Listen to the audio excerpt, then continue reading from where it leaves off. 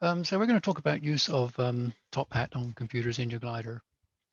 I got interested in this topic a few years ago when I was active with the US team. I sort of came across a need for a device which was portable that I could use in the gliders I was flying in competitions and using rented and borrowed gliders all over the place.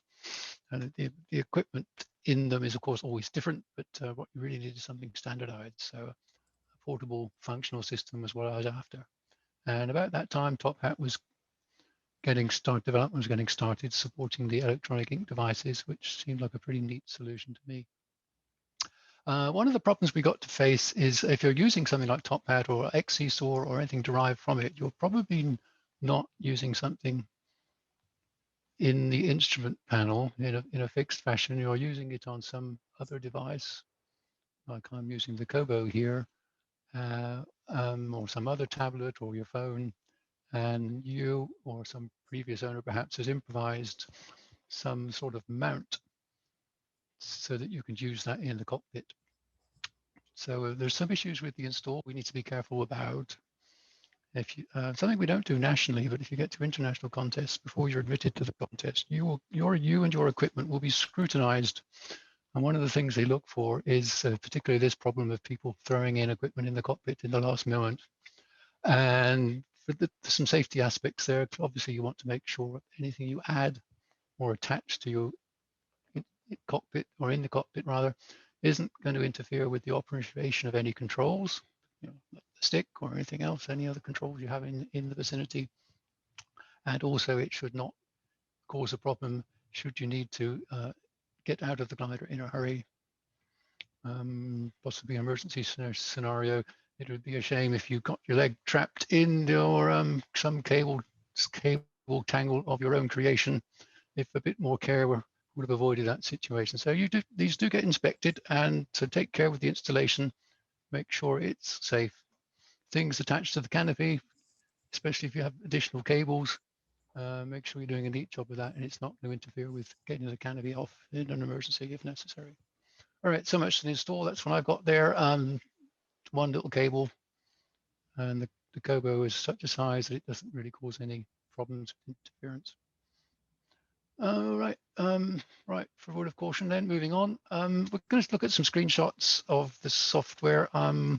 These were captured on the Windows version of Tophat, so they'll look a bit different to what you have on your device perhaps, but hopefully something useful will emerge. The first problem, well, the first task you have when getting started with Tophat, you have to decide how you want things presented on the screen, what data, how much data, and where to put it. This is my solution. Whatever you end up with, of course, will be your preference. I think Bob was talking to us last week. He emphasized that quite important to keep things as simple as possible. And here's my solution to that problem. I use the 12 info box layout, 12 info boxes at the bottom with the nav, that puts the nav bar at the top. So it's quite easy to hit that nav bar if you want to scroll forward or back, and you're not going to bump into any info boxes while you do it. I usually fly with terrain turned off. It's not very useful, particularly if you're on the e-ink device. Generally speaking, you can see the terrain out the window anyway. So it comes down then to a choice of what information do you want to display. Some of these are quite, I guess anyone would want to see with the MacCready setting. That's the box here. I hope you can see the pointer. Can you see the pointer, Eric? Yes, you can. All right, good. So I put MacCready there. You know, this you want to change from time to time in the course of the flight. So that's handy.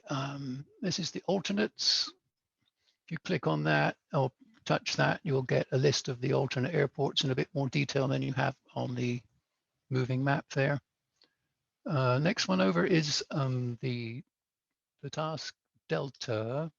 So for those tasks, if you're flying a task in competition and it's a task of a type that has a minimum time, then it's interesting to know how you're progressing with respect to that minimum time. So that one's pretty useful for competition work.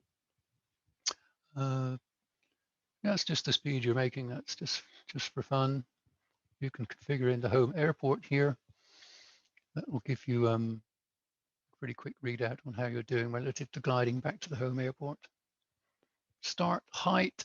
So in US competitions, we have a starting rule that says you won't get a valid start unless you've been below the maximum start height for the day for at least 2 minutes.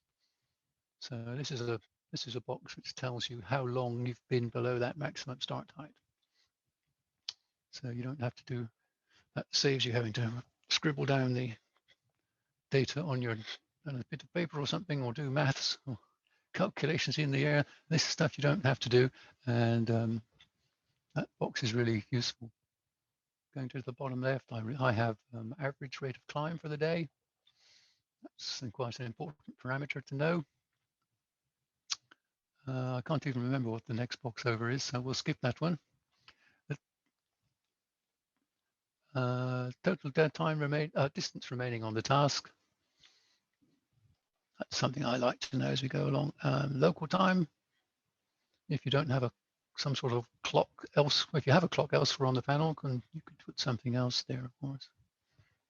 The altitude, finally the wind. Wind shows up also on the screen, so you could put something else there if you want.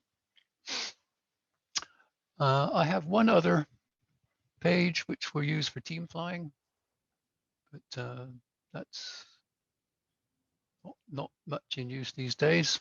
There's some things you might want when you're flying with a partner. You can exchange team codes and quickly find out where you are relative to one another. But that's not many people need that. Excuse me, Phil. I had a question. I don't know whether you want to address it now, maybe a bit later, but the question was, how do we bring up a new installation? In particular, would it be possible to have an Android walkthrough starting from adding mapping sources and moving on to the useful default config? We'll get to the setup a little bit in the next slide or two. Okay. So stand by. So this screen is what's called, it switches automatically. One of the screen types you can find when you're configuring the software is it can switch automatically to 2 modes of flight. One mode is where you're just flying from point to point, glide mode, and another mode, if the computer thinks you're circling, it will show you a different set of info boxes if you want. To the extent possible, I have the same boxes show up in the circling mode and the gliding mode. All right, we're going to move on. Next slide. Excuse me, Phil, one other question. Do you use GPS altitude for final glides? Not usually. Not if I have a better alternative, and we'll talk about that in the setup. Okay. Yeah, someone probably noticed that we've got this is showing altitude GPS because this was just snapped from the software running on a Windows computer and doesn't have any real sources of data there.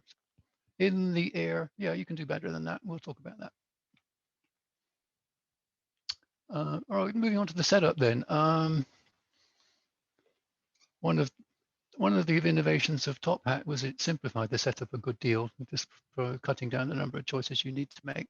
So choose your language, choose your rules. Another innovation of Tophat is it understands somewhat the rules that we use in US contests. We have our own national set of rules. So the better that the computers know about that. And we can also choose the units. The units you want to choose, particularly if you're at a competition, you want to choose the units that the organizers are using. This enables a pretty quick check when you're entering tasks, which is, as far as I know, most places still a manual operation, and therefore it's a bit error prone.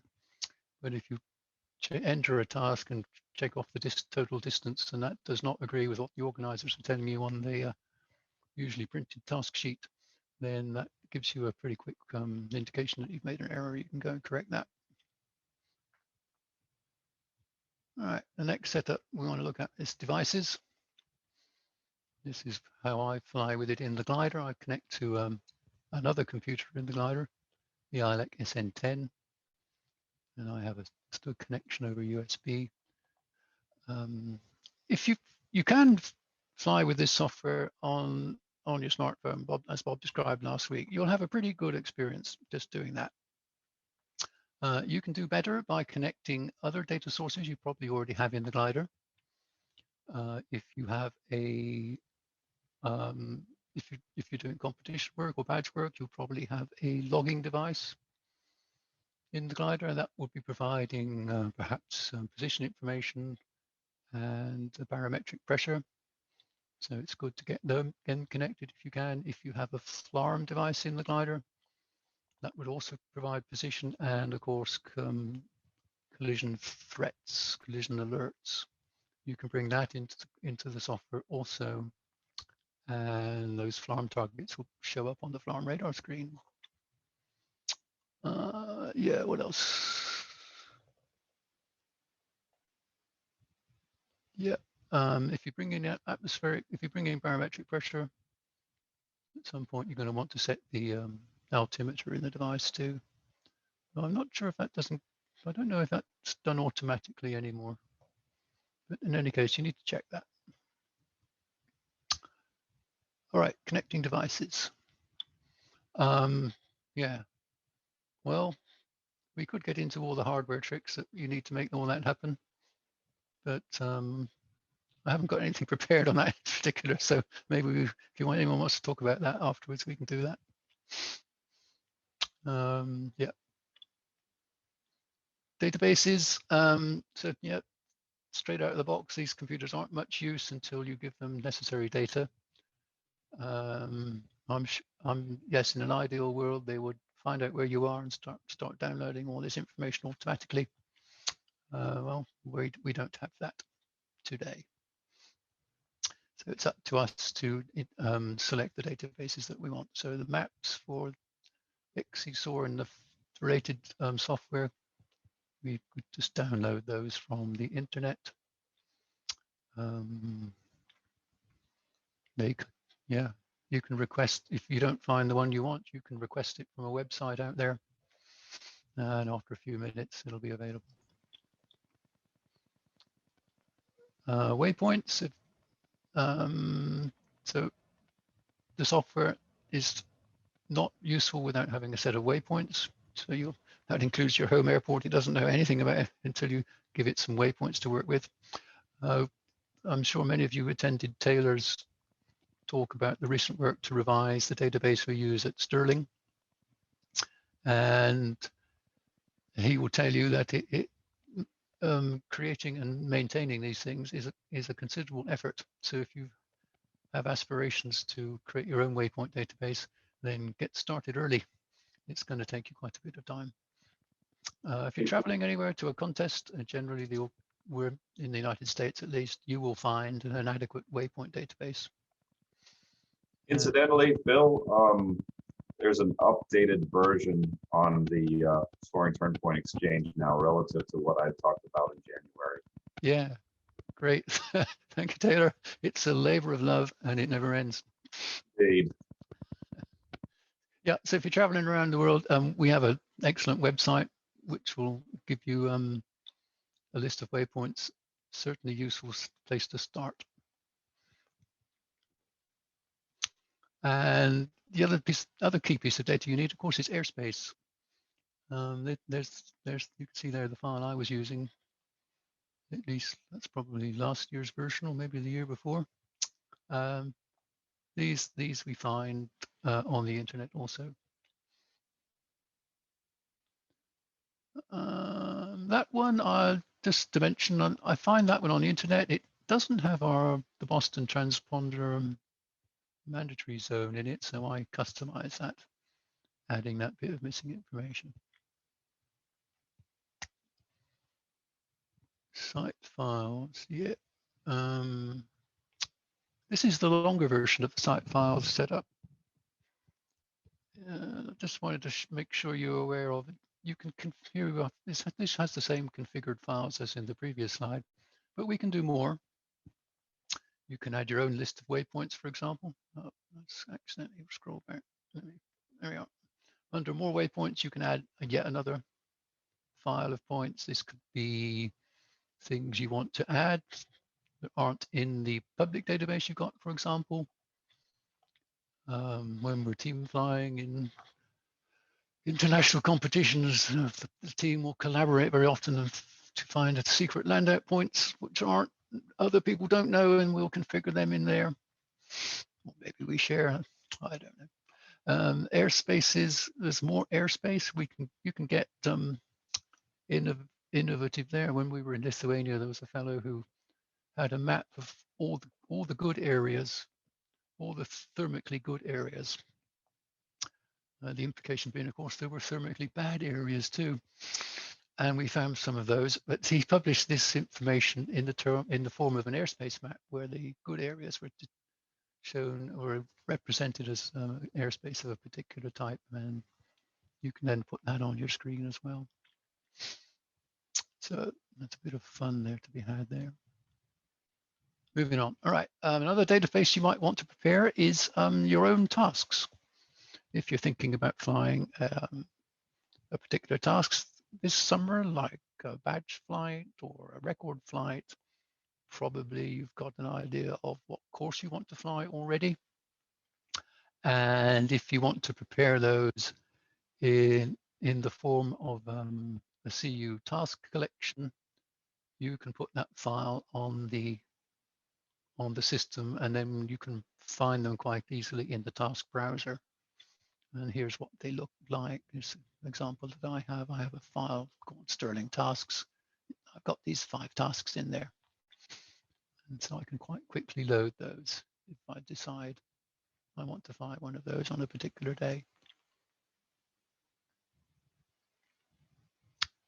Set up files, prepared task. Yeah, I'm just checking my script here off camera. Yeah, moving on. I like to get control points with the control point number at the front of the name. And if you're flying internationally, you can see that simplifies things quite a little bit. If Steve Pavola were on the line, he might be able to recognize some of these because he has a Finnish background, I understand. These are all names from Finland, which are quite hard to pronounce or communicate with your partner about. Here's another collection. These are from Lithuania. So we stick to the numbers when we're team flying, by and large. I did fly a competition in Hungary once, and it was the same problem. Very lot of unpronounceable names, unfamiliar names. So when using term points with control points with numbers is saves a bit of confusion. All right, well, we're moved on now. We're going to talk about setting up a task. Assuming you want to fly a cross-country course, chiefly that's what the computer is used for, is to help you get around that course. We in the United States, we have 3 important types of tasks, and these are all set up just a little bit differently in the computer, and the usage of the computer is a little bit different for each one. So we'll just look at that. So the simplest task to talk about is the assigned task. If you're at a competition, the competition director, in consultation with his tasking committee, will come up with a course for you to fly the day. Generally, this is published as a piece of paper, or perhaps electronically as an image of a piece of paper. I'm not aware anyone's distributing these things in machine readable form that we can suck right into our computers, so presumably that's going to arrive one day. But for the time being, it's merely mostly a task of entering these things manually, and you're only going to use the screen that looks like this to do that. So right at the top is the task type information. It says it's an assigned task, and there's two other bits of data there. The start height and the finish height. We are going to need to configure those.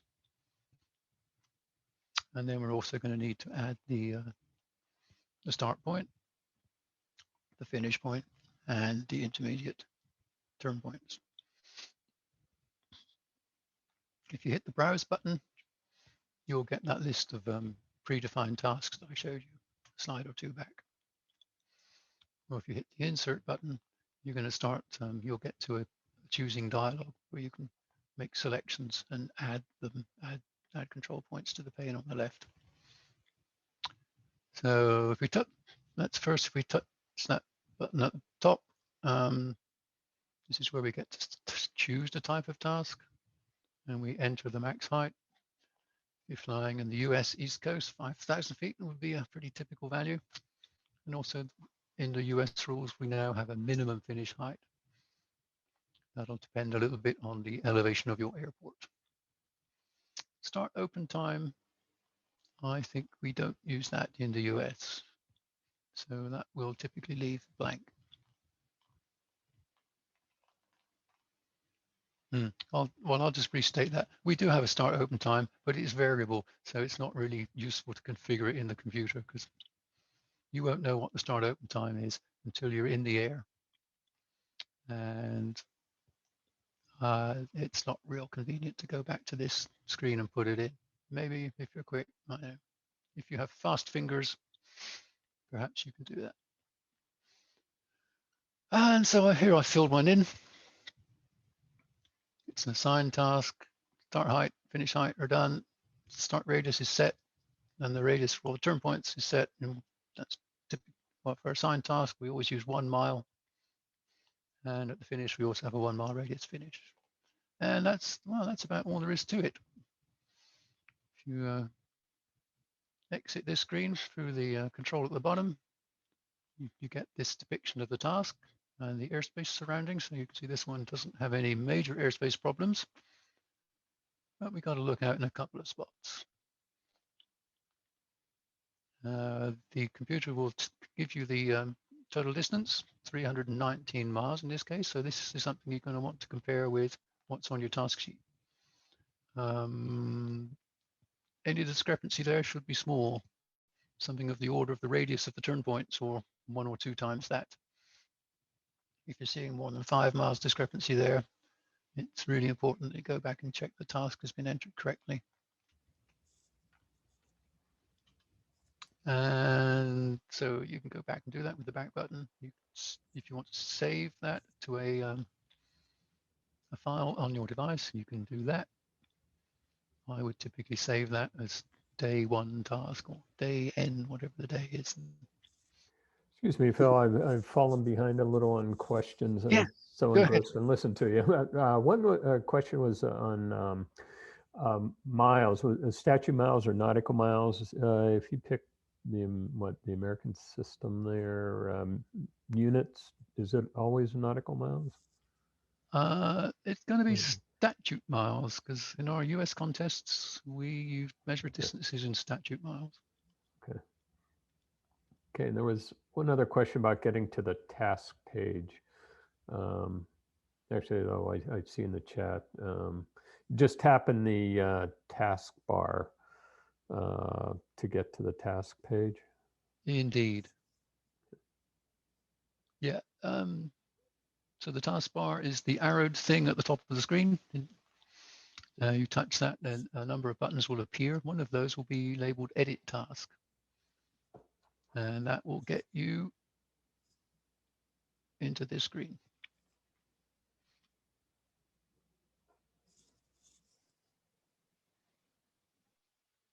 Okay. Yeah. Shall we resume? Okay, I will resume. Yep.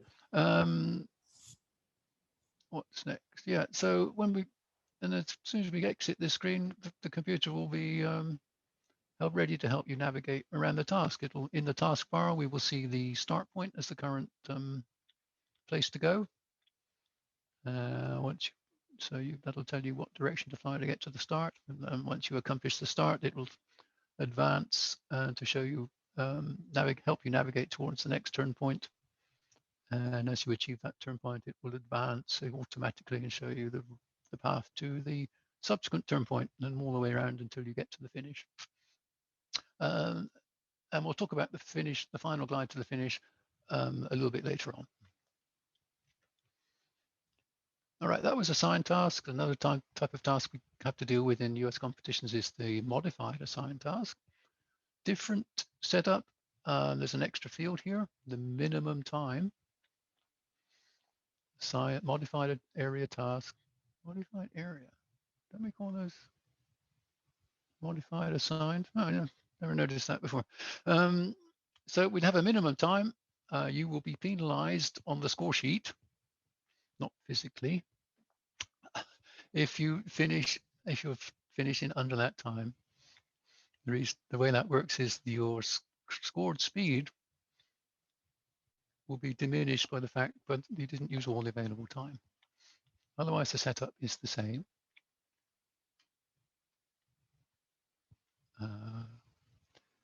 Yeah, so a feature of the modified assigned task, or modified area task as it's called here, is it gives you you have more flexibility than the assigned task. The assigned task says, well, the task is you must visit all the turn points and then make the finish. And if you don't visit any of those turn points, an assigned turn point, then that means you won't complete the task and you won't get speed points. And there's a big penalty for that on the score sheet. The modified assigned task gives you the flexibility. If you think you're not making a satisfactory process, you can at any time abandon the task, so to speak. Well, that's not quite the right word. You can abort in that you can, at some point, you may decide that you don't want to visit all the assigned points. You can abandon the task and fly to the home airport, and you will still be scored as having completed the task.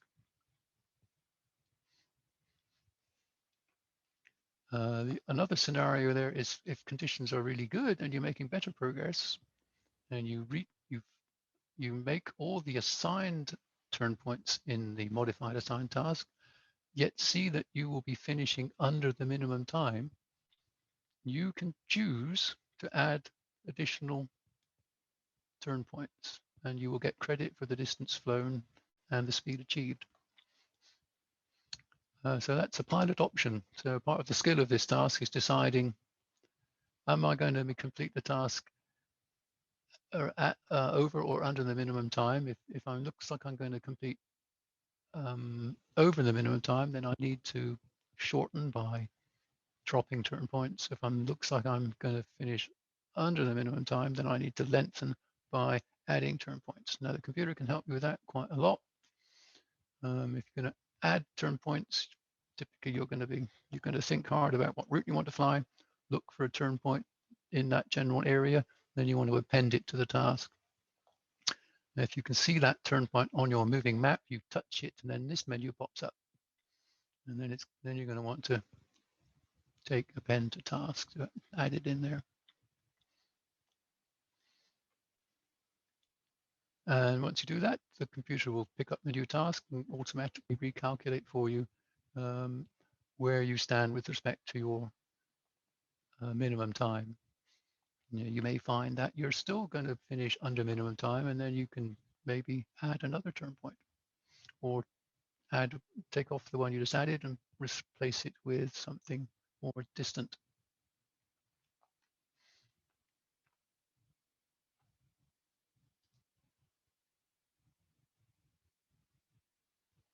All right. Yet another task type, the turn area task. Also has a minimum time, so we need to configure that. Now the difference between the turn area task is best compared with the assigned task.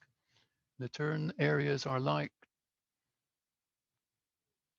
very similar to the turn points of the assigned task. The difference is they have much larger radii. and we get credit for the distance that we fly in those large areas. And it's our option to decide when to declare that we decide to stop flying in that turn area and proceed to a point in the subsequent turn area. So how do we set those up? It's pretty similar to the screens you've seen before.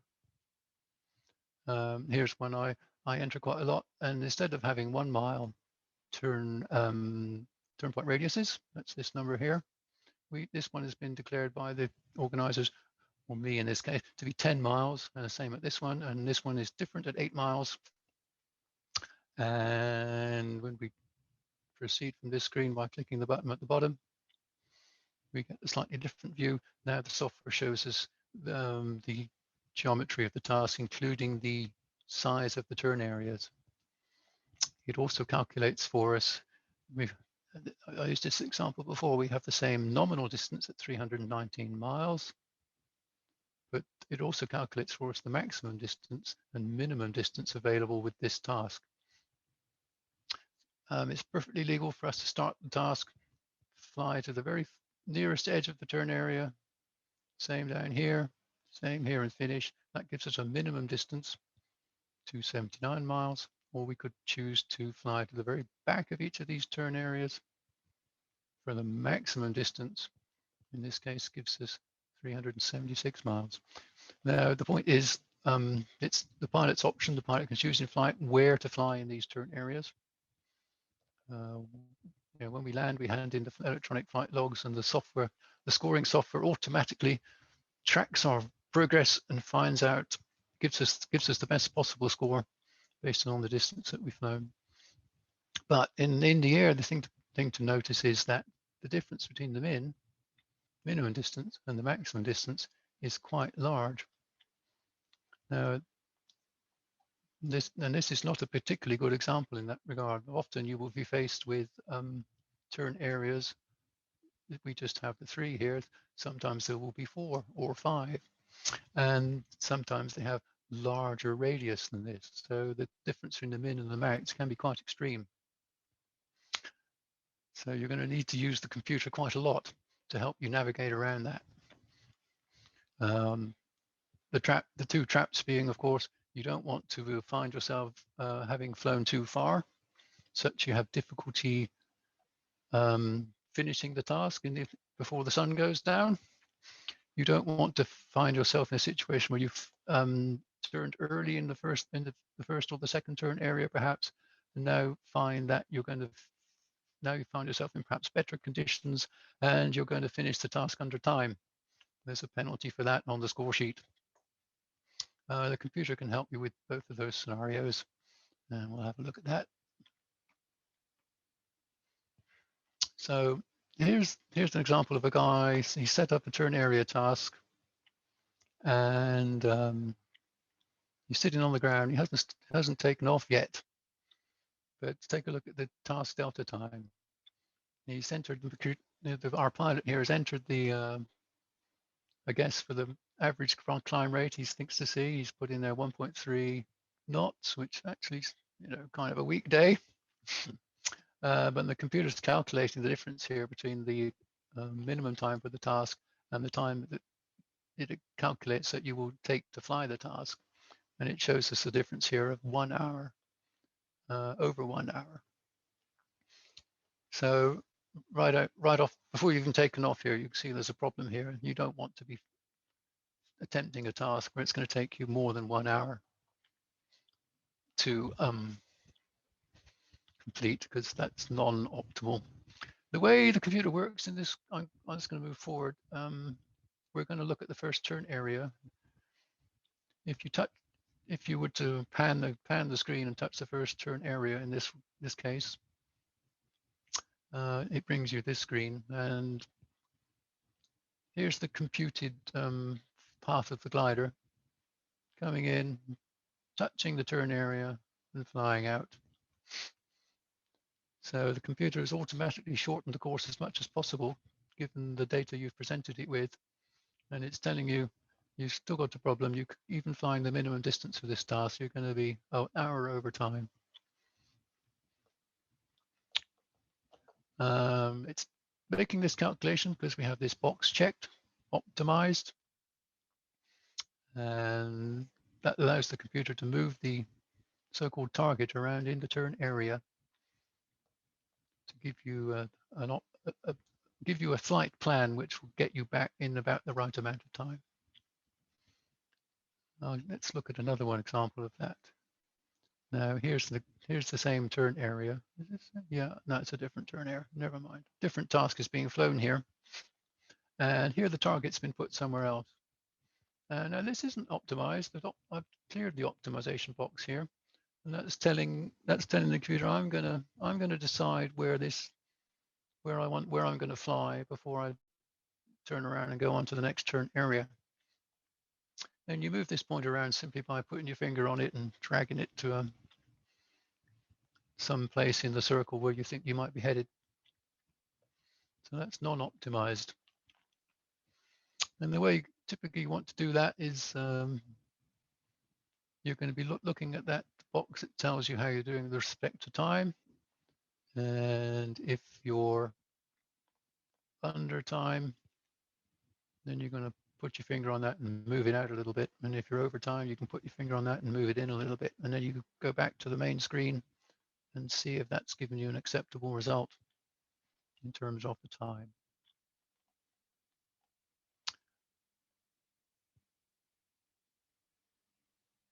All right, anything else to say on that screen? Yeah.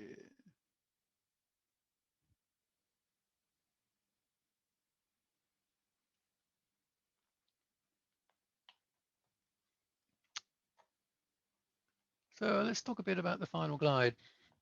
Bob gave you a few clues about some of the pitfalls. Here's a sort of a picture of a glider on final glide. You know, he's in the green here.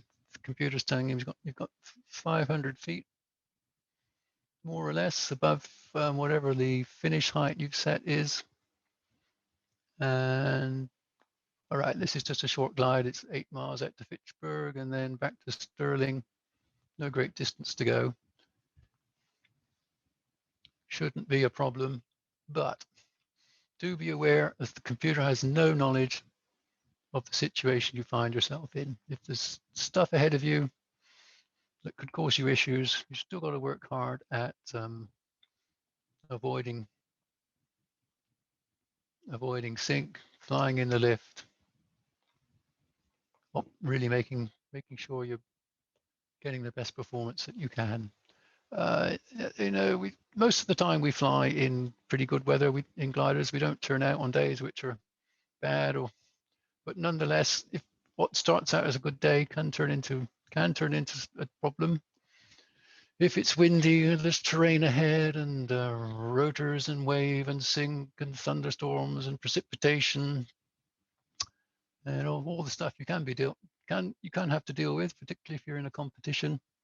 The computer knows none of that, and the stuff it may be calculating might just not be relevant to your situation. So bear that in mind. The only way to deal with this sort of uncertainty, of course, is to have an adequate reserve of altitude. So as the final glide goes, the problem with the final glide is you start off high and happy at cloud base, maybe 50 miles away. And then if things start to go wrong, now maybe you're 25 miles away, but now you're no longer at cloud base, you're sort of halfway down towards the surface. And all of a sudden it's a lot more difficult to make up any deficit. So it's really important when you start the final glide, not just to fly a beeline to where you want to go. You still want to be working hard, as hopefully you've been through the rest of the flight, and following the good lines, avoiding the sink, weaving your way under the active clouds, and allow a healthy, I would recommend allow a healthy reserve of height to accumulate. And as the closer you get, of course, you can carry more and more of that reserve as speed. And the closer you get, you can let that decay a little bit. But that takes some experience. Until you've till you get confident with your use of the numbers that the thing is calculating and your ability to interpret and apply them, I recommend an adequate altitude reserve. Yeah, I skipped over one thing. I didn't talk about setting up the polar. The glide computation, of course, depends on the knowledge of the performance of the aircraft. There's a screen to set that up. And you can choose from a list of already configured glider performance curves, the polar curves. So you can select one that exists there, or you can find one and tweak it. I'm not too sure about the performance of the Discus in the X-Cntry. Seems a little optimistic to me, so I tend to rely more on the other computer I have in the glider. So you'll just have to try that out with the machine that you're flying.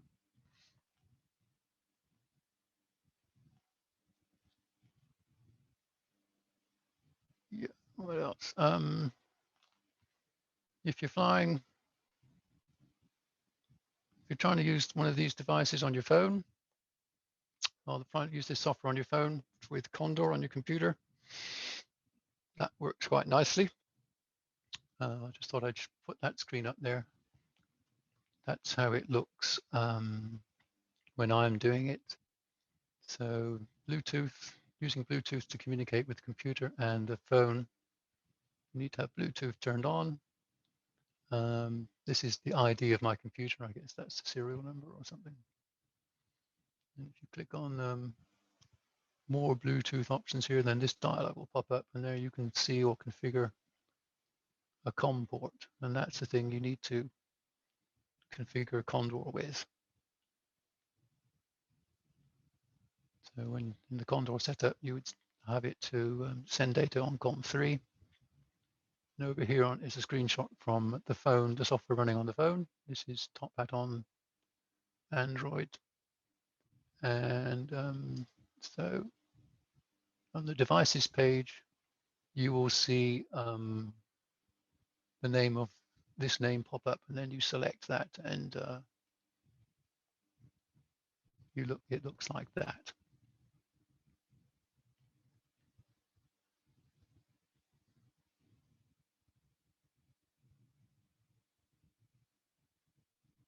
And we're back to where we started.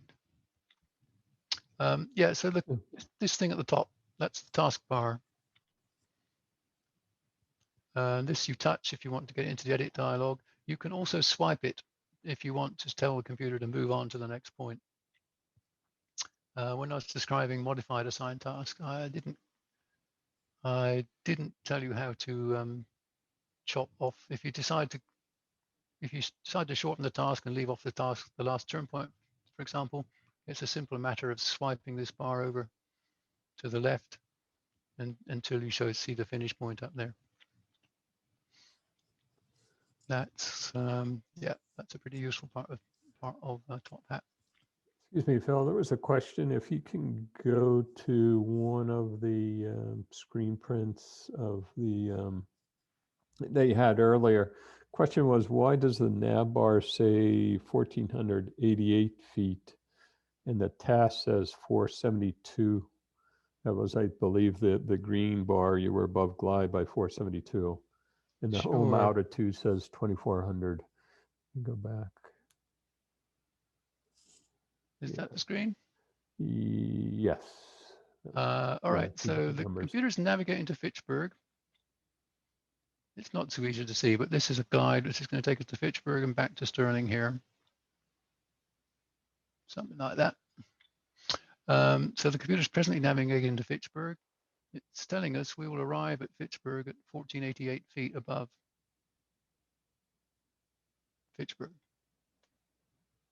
This is calculating something different. This is calculating the difference we have, difference in our altitude between what we have now and what we will arrive at the finish of the task.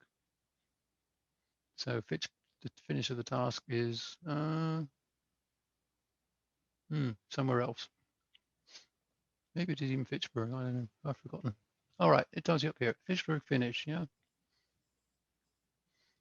So we're going to arrive at Pittsburgh at 1488 feet above the ground. However, the minimum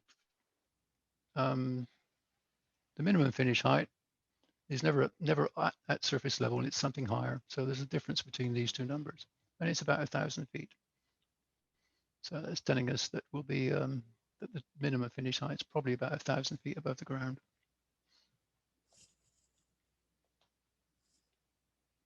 There, did I confuse everybody with that? Probably. Yeah, you're saying your safety height that you put in earlier was approximately 1,000 feet, or the finish line, I should say. The minimum finish height is going to be about yeah. 1,000 feet. Right. Well, it's complicated, more complicated than that, because the finish will be a ring, and we can't quite see that. It's just off the top of the screen. So the finish will be at a point 1 mile from Fitchburg, but not at the surface, probably 1,000 feet above the surface.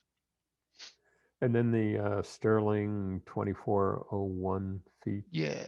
So that's telling us the height we would be above Sterling if we were to turn tail and fly right back there. Okay. Yep. So these numbers displayed next to waypoints are arrival heights. So height above the ground. Flown at this McCready value, you've got flown at the airspeed corresponding to the McCready value you've got set down in this box here.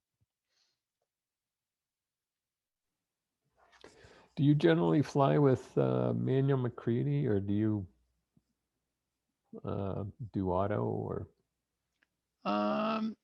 Generally, don't really use the McCready all that much until I get to the final glide. It's a kind of an important parameter in the final glide. So I'll have a look at that, and probably I'll set it manually at that point. So during contest, maybe not you.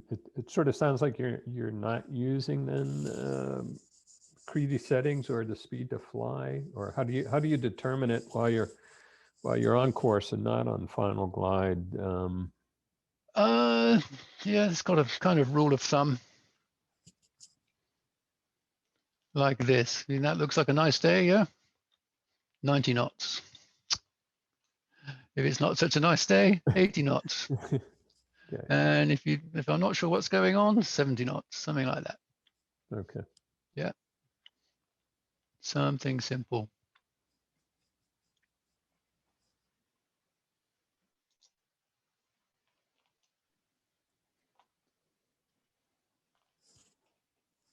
Okay.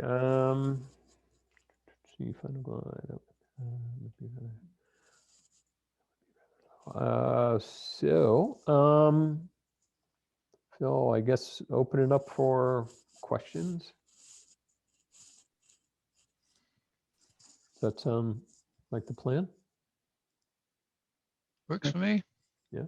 Okay. Yeah, Eric, let me start with a comment. Phil, when you were talking about area tests, I think something that we do intuitively, having flown a lot of them, is not to modify the early turn areas and make them very, very short and leave yourself with no options later in the day.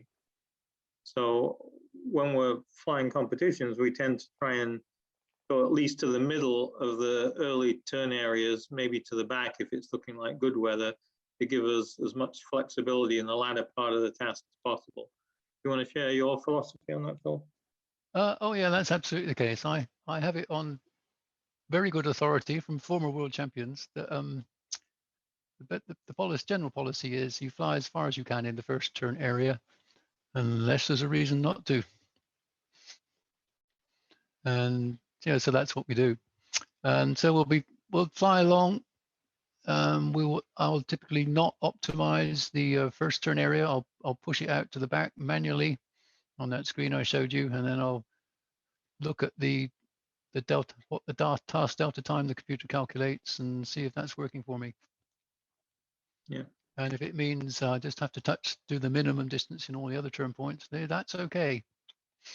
As Bob says, it gives you flexibility. You can always to extend in that case if you go a lot faster than you anticipate. Yeah, you just want to be cautious, just be careful that you don't overdo it, and then you leave yourself struggling to get back, and then with the consequently going significantly over time.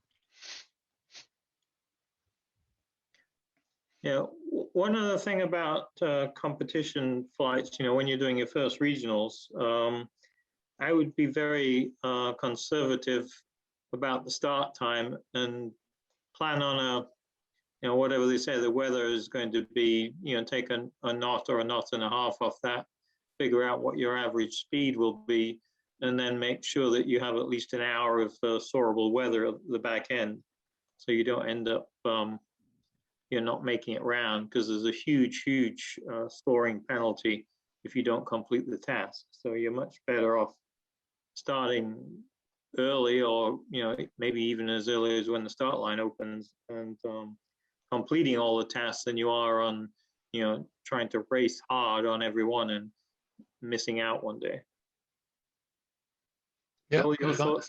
Yeah, good advice. I mean, the thing with area tasks, you do need a plan. And so you need an estimate of how fast you're going to go on a day. So that's part of your training, should be to work on the ability to figure out how fast you think you can fly on any day. I mean, that is to say your average speed, and then make a plan. And the plan should not dictate that you finish the task at 6:30, at least if you're flying in this part of the world, because that's risky. You may not be able to fulfill that plan. So figure out what your average speed's going to be, and then see how that fits. Make a plan that you can fit that in the task that you've been given.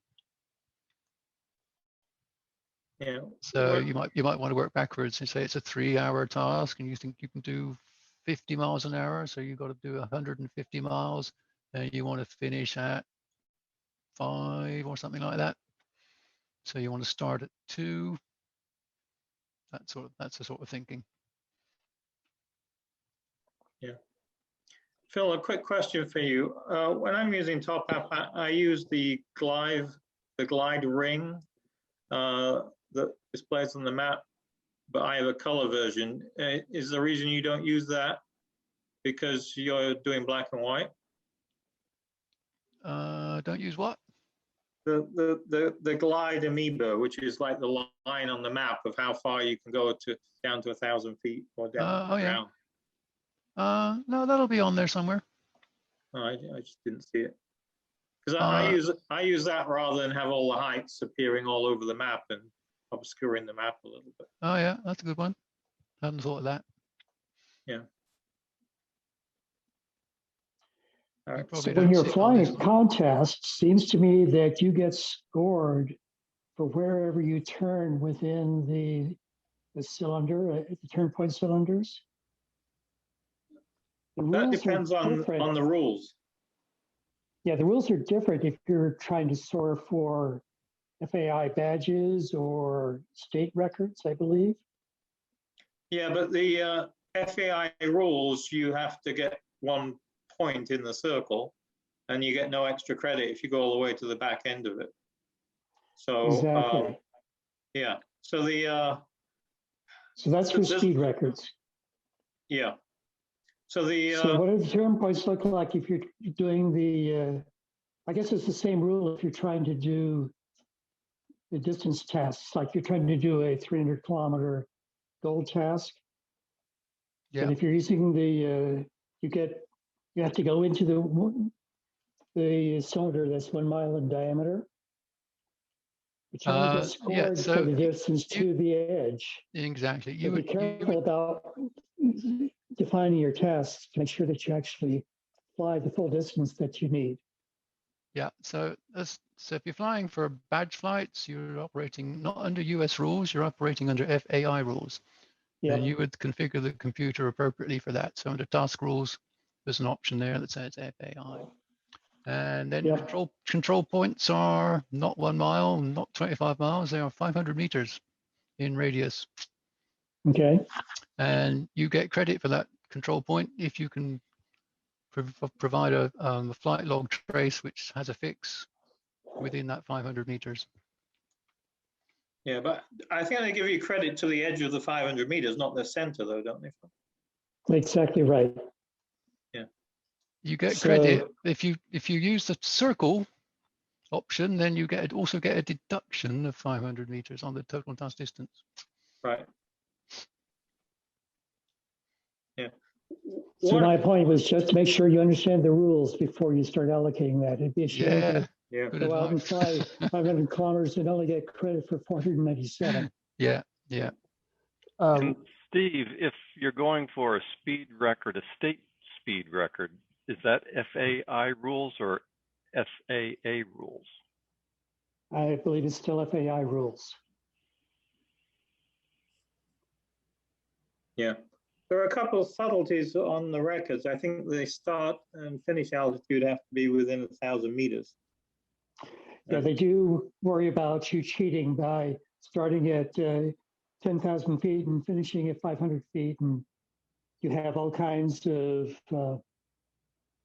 speed by having such a huge difference between your start and finish altitude. So yes, indeed, there's a limit on how much different those two altitudes can be. And there's a penalty that's calculated if it's too far off.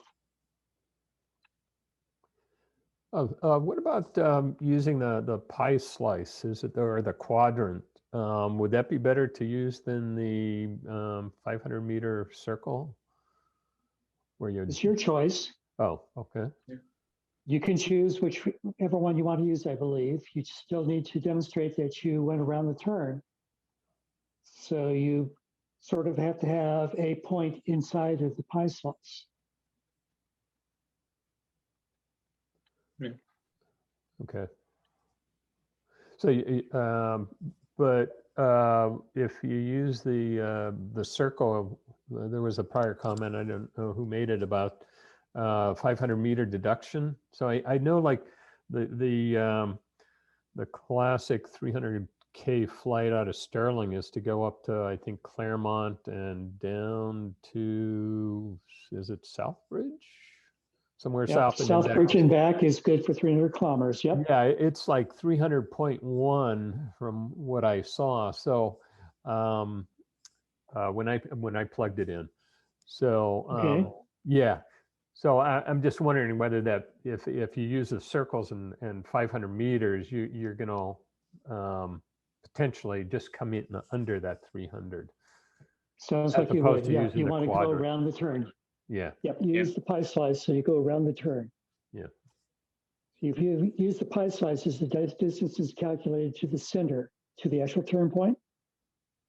Yeah. If you have a leg of, say, 1,000 kilometers, 1,100 kilometers, and you're using the circles, then you've got a leg of 99 kilometers, not 100. Because the 500 meters get subtracted off of each end. Okay.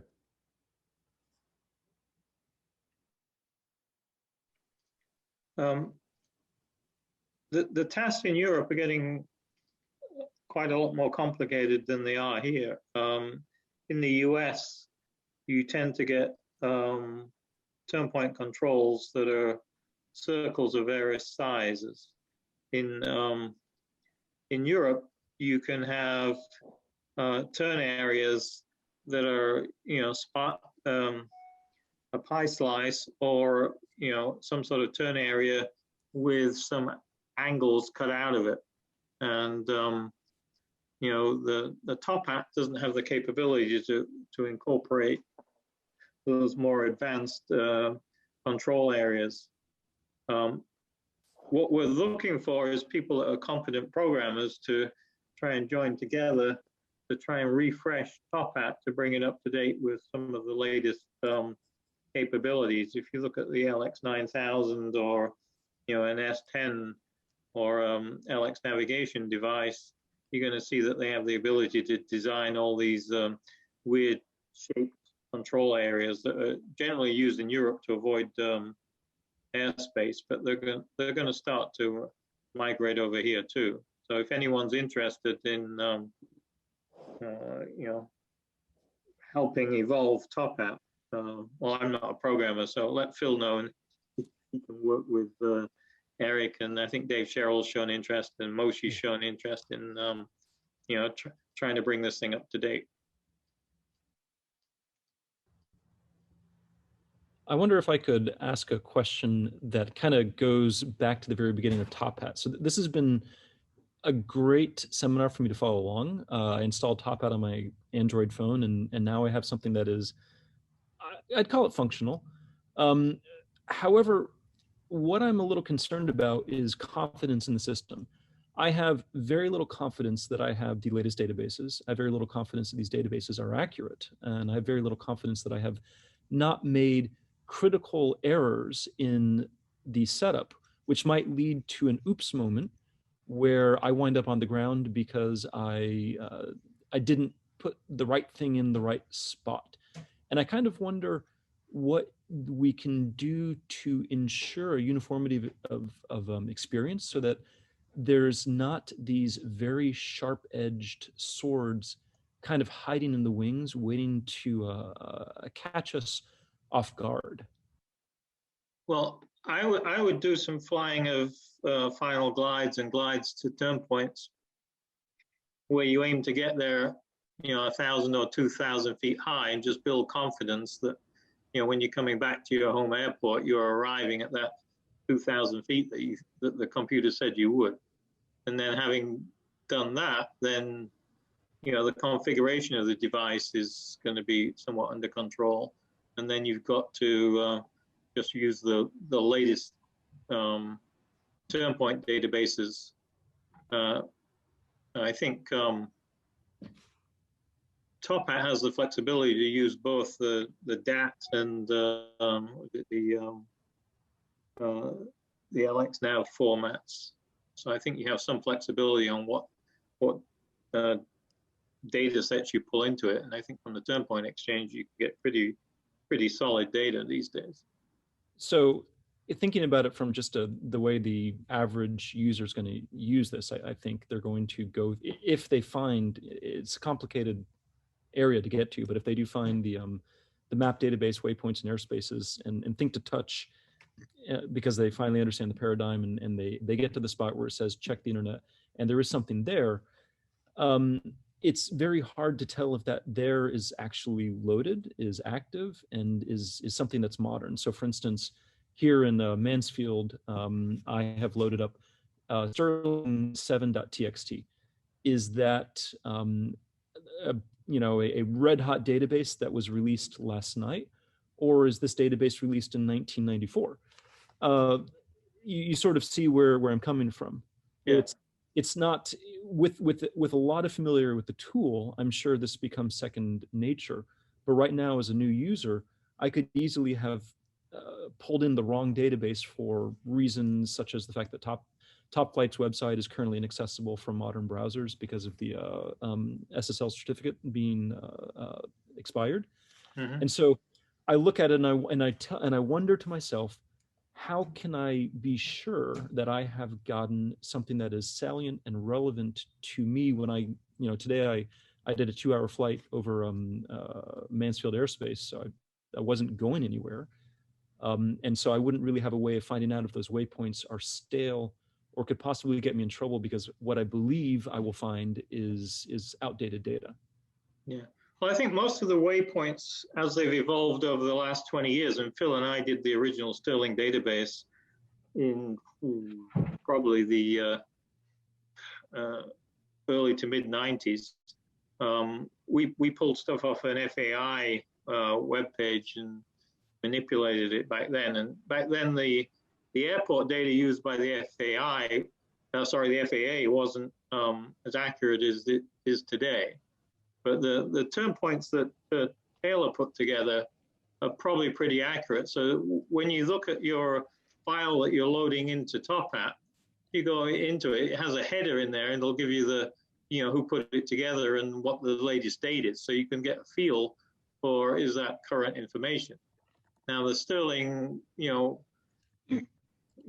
2, 3 databases, which may still be lurking out on the internet somewhere, that were the original ones that Phil and I put together, they're not going to cause you any harm for the turn points that still exist or the airports that still exist, because they may be off a quarter of a mile or a third of a mile, which generally isn't a problem. You're going to find some airports that are in that database that have now been turned into orchards, which is, you know, in providing you're not going to get there at 300 feet, it's not going to be too much of a problem.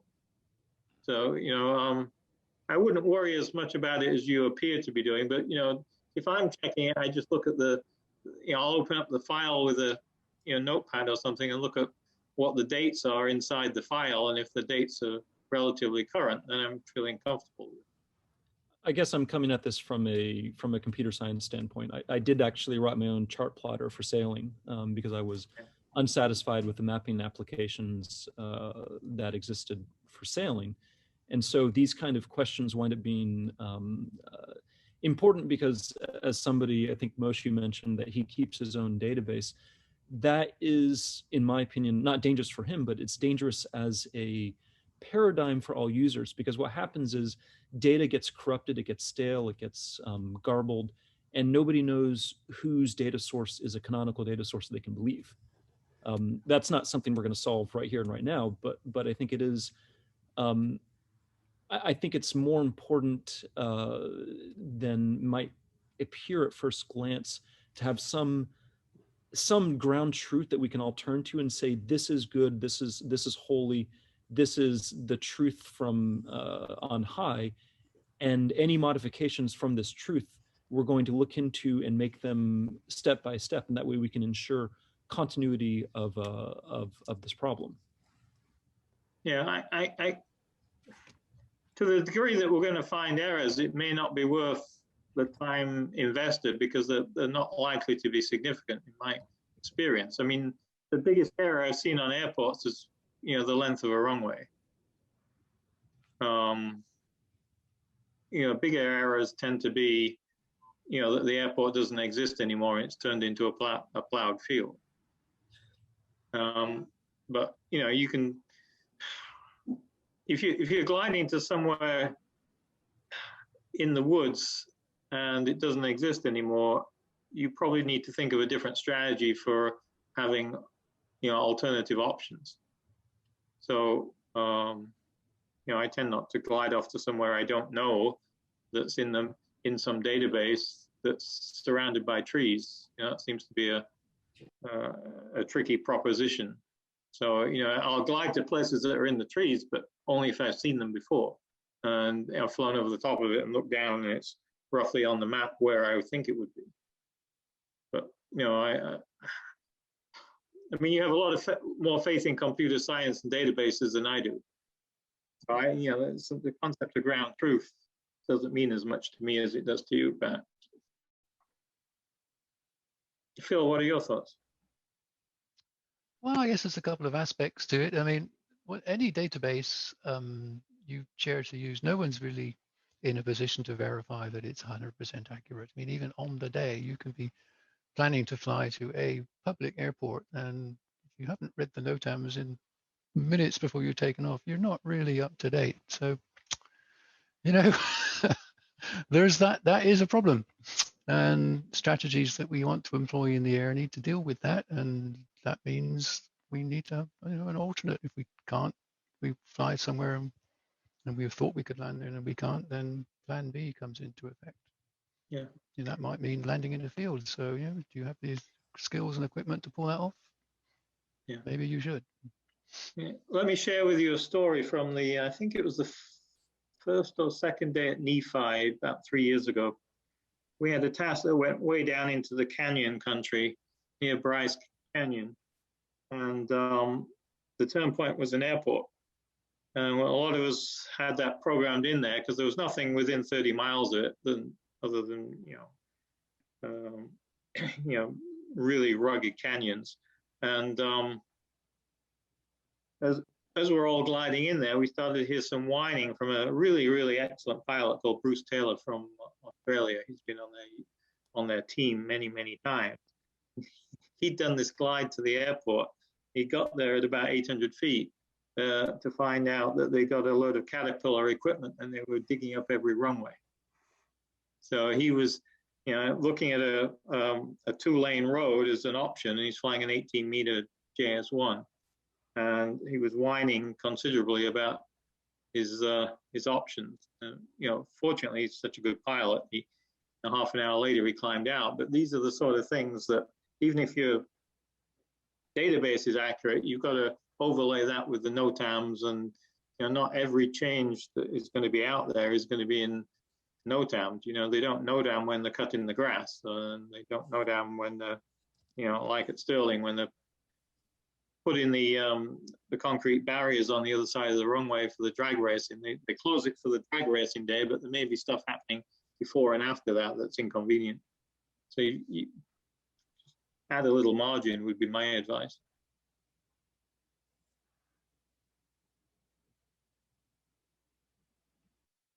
Do we have any other questions? I want to comment that I think that Taylor's database that he did, he put a lot of work into it. And I think that's a good starting point.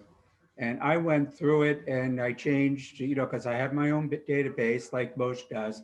And I put things in there that I want. And where Taylor thought that you know, he didn't consider it for landing, well, I thought it was still good enough, you know, if there was grass on the side. And, you know, I changed it from a turn point to, you know, an outlanding place or vice versa. And then I went through using a Sky Vector, checking out the major airports. You know, if they were on Sky Vector, they're pretty accurate. You get all the information there that, you know, is as accurate as you're going to get. And I made sure that the database, you know, matched that. So, you know, you keep your own database, but as Bob and Phil and everyone else said, you know, it may be good today, but unless you walk the field or, you know, check the NOTAMs, you know, it's not safe to land there. Hi, Bob.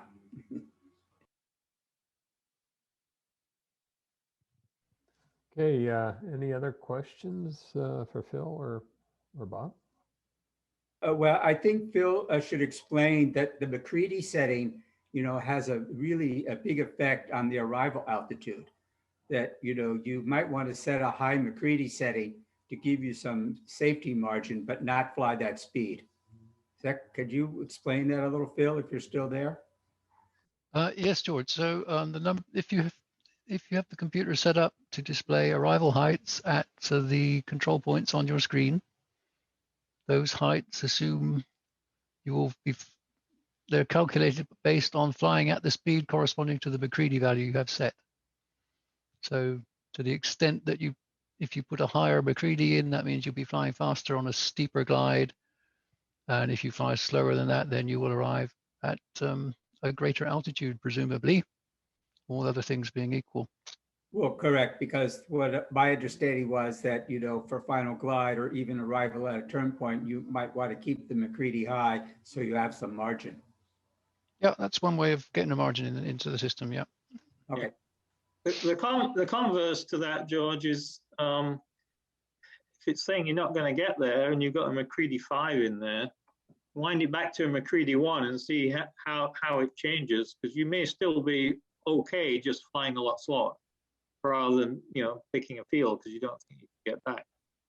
So I quite often will wind the McCready way back to see if I can use the climb that I'm currently in as, you know, stepping stone to get home and set off.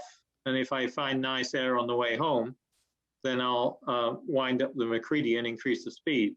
But missing that extra thermal quite often is faster than, you know, leaving the McCready at 4 and barreling along everywhere at 90 knots. Well, most just posted something that this is what my thinking is, that, you know, you might set that McCready higher, you know, to give you that margin, but you don't fly that speed. Yeah. And, you know, I mean, I'm with Phil, and I think most of the competition pilots have, you know, 3 speeds, you know, slow, medium, and fast. Correct. For the weight of the glider. And, you know, they use the other part of their, you know, mental resources to figure out where they should be going in the sky, not what speed they should be flying. The other thing that I heard from the Polish team at one of these world championships is you never raise the nose more than 10 degrees over the horizon, because what they've done in the Polish team is they've got people in the same gliders, and they've done all sorts of different pull-up strategies. And they found that when you aggressively pull up in lift, you get some sort of separation, and you don't get any benefit from, you know, pulling up aggressively to just raising the nose 10 degrees over the horizon. So that's an interesting tidbit.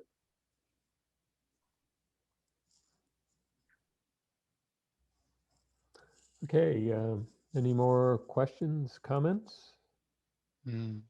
I'll just say it one more time. And just as important as the safety margin on these glides is to make sure you pay attention to the path. I mean, don't just making a beeline for some distant point is compared to routing a little bit differently to try a couple of nice looking clouds. Yeah. One will be a lot better option than the other. Yeah.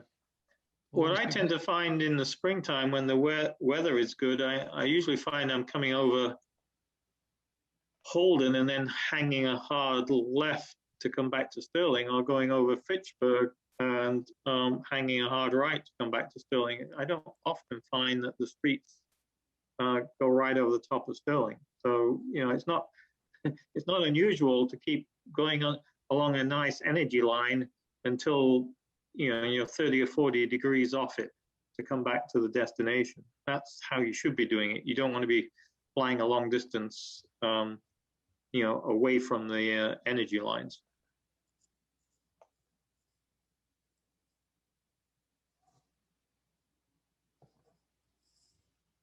Okay, anything else? Going once, going twice?